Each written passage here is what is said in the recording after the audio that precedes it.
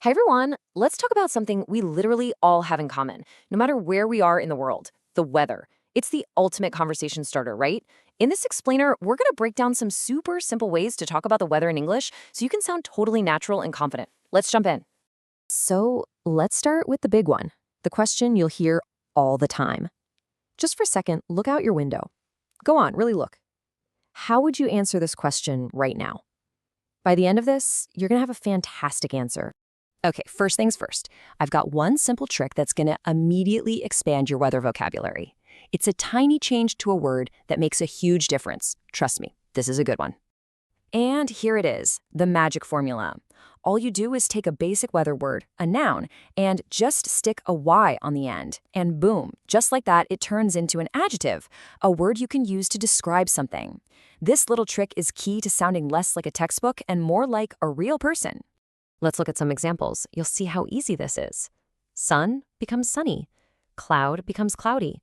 Rain becomes rainy. Wind, windy. See the pattern? It's so simple and works for all these common weather conditions. So instead of saying there is sun outside, you can say it's sunny. Sounds way more natural, right? Awesome. Now you've got the basic conditions down. But what about how it feels outside? Let's talk about temperature. We can do so much better than just saying hot or cold. Let's add a little more detail.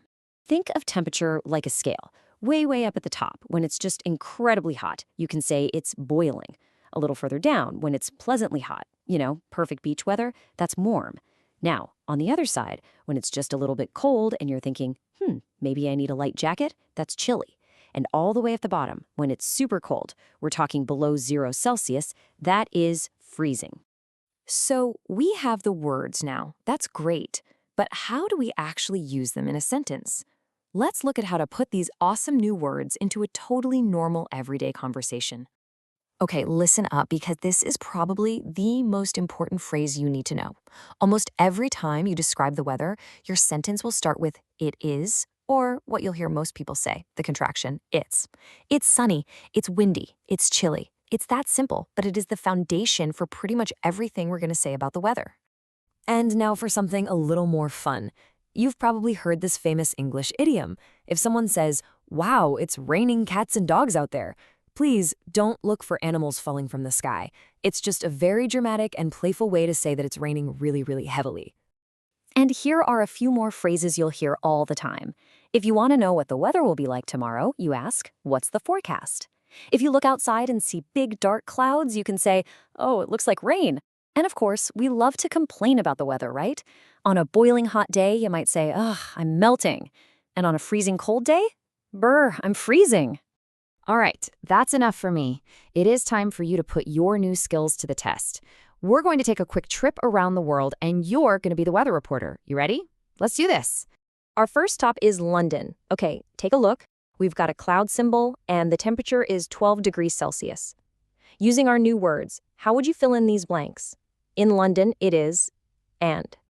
Did you get it? The answer is, it is cloudy and chilly. The cloud means it's cloudy, and 12 degrees is definitely cool enough to be chilly. Excellent start. Next up, let's head to sunny Spain. In Madrid, we've got a bright sun symbol, and wow, the temperature is 35 degrees Celsius. How would you describe that? You got it. It is sunny and boiling. With that sun shining and a temperature that high, boiling is absolutely the right word to use. Okay, let's fly across the Atlantic to New York City. The forecast is showing a snowflake and a temperature of -2 degrees Celsius. Brr. So what's the weather like in New York? Yes, exactly right. It is snowy and freezing. The snowflake gives us snowy, and a temperature below 0 is for sure freezing. You're getting the hang of this. And for our final stop, let's go to Chicago, the famous windy city. The image shows wind, and the temperature is 15 degrees Celsius. How are we describing this one?